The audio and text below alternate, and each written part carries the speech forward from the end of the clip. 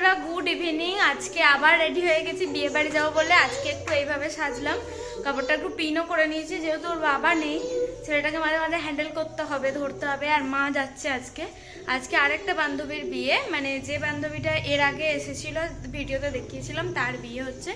তো যাবো বলে রেডি একদম। আমি রেডি হয়ে গেছি, এখানে মাও রেডি হয়ে গেছে, এই যে মাও বসে আছে রেডি হয়ে, ছেলেটাও রেডি হয়ে গেছে।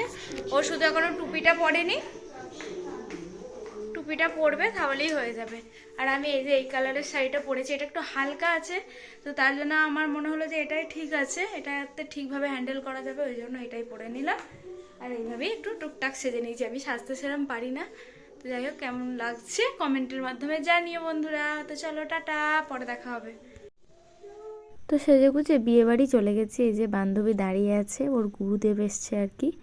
আমার বান্ধবী আর আমরা 11 থেকে একসাথে পড়েছি আর কি।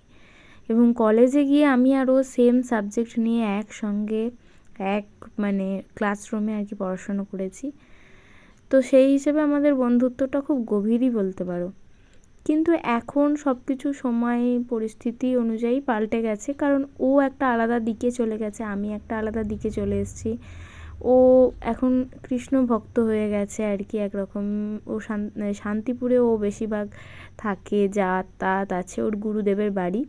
তো সেই হিসেবে ও একটু বিজি হয়ে গেছে, আর আমরাও বিয়ে থা হয়ে গেছে। তো আমার বিয়ের 5 বছর পরে ওর বিয়ে হয়েছে। এই যে ওর গোপাল এখানে সব সাজিয়ে রেখেছে, এখানেই ওদের বিয়ের মণ্ডপ সাজানো আছে, এখনও বর আসেনি। তো তাই সব বান্ধবীদের সঙ্গে দেখা হয়েছে, আড্ডা, ইয়ার্কি, গল্প এগুলো তো চলছেই। তো তার মধ্যেই বর এসে উপস্থিত হয়ে গেছে, যে বরের গাড়ি ঢুকছে। তো এখানে প্রচুর ভিড় হয়েছে, তাও আমি আমার ছেলেকে কোলে নিয়ে এসেছি যে এখানটায় দেখবো বলে। যদিও বর আমি আগে দেখেছি, তাহলেও বর বেশে দেখার অনুভূতি সবাইকারই আলাদাই হয়। তো যাই হোক, সরি, বর এসে গেছে। তো এখানে শাশুড়ি মাও চলে এসছে বরকে বরণ করার জন্য। যেহেতু মেন রাস্তার ধারে, সেহেতু গাড়ি টাড়ি যাতায়াত করছে বলে একটু অসুবিধা। প্রচুর লোকের ভিড় হয়েছে।